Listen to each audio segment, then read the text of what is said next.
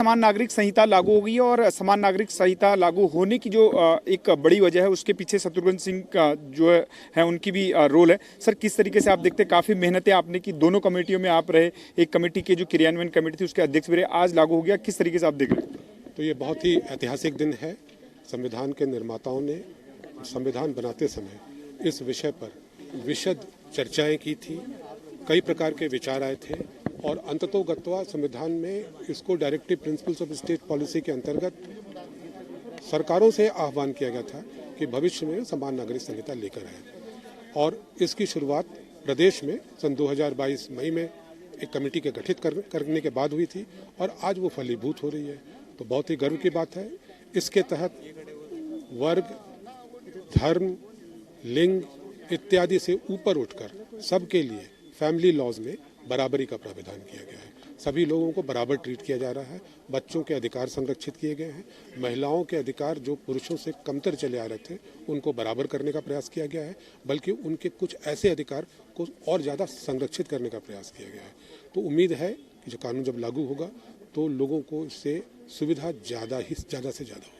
मुख्यमंत्री पहले व्यक्ति बने हैं जिनका रजिस्ट्रेशन जो है वो पोर्टल पर हुआ है। क्या कुछ आप देख रहे हैं कि कब से लगभग ये डेडलाइन है कि विभाग अगर कोई रजिस्ट्रेशन करता है तो उससे पूर्व होना चाहिए? तो रजिस्ट्रेशन का काम तो आज से प्रारंभ हो गया। अब इसमें चूँकि मैरिज के रजिस्ट्रेशन की आप बात कर रहे हैं तो उसमें कई प्रकार के मैरिजेस को हमने वर्गीकृत किया है। एक वो मैरिज जो पुराना एक्ट था अनिवार्य रजिस्ट्रेशन का, जो 26/3/2010 से चला आ रहा था, उसके बाद के मैरिजेस हैं और एक मैरिज जो उसके पहले के हैं और एक मैरिज वो जो कि इस एक्ट के लागू होने के बाद हो रहा है। इन तीनों के लिए अलग अलग टाइमलाइन निर्धारित कर दिए गए हैं। जो 26/3/2010 के पूर्व की जो शादियां हैं उसमें तो अनिवार्यता नहीं की जा सकती, क्योंकि रेट्रोस्पेक्टिव डेट से हम किसी कानून को अनिवार्य नहीं कर सकते, तो उनके लिए तो स्वैच्छिक है। लेकिन 26/3/2010 के बाद जितनी भी शादियां हुई हैं उसमें अनिवार्य रजिस्ट्रीकरण करना होगा। उनके लिए समय सीमा निर्धारित की गई है। 6 महीने के अंतर्गत उनको सभी शादियों का रजिस्ट्रेशन करवा लेना जरूरी है।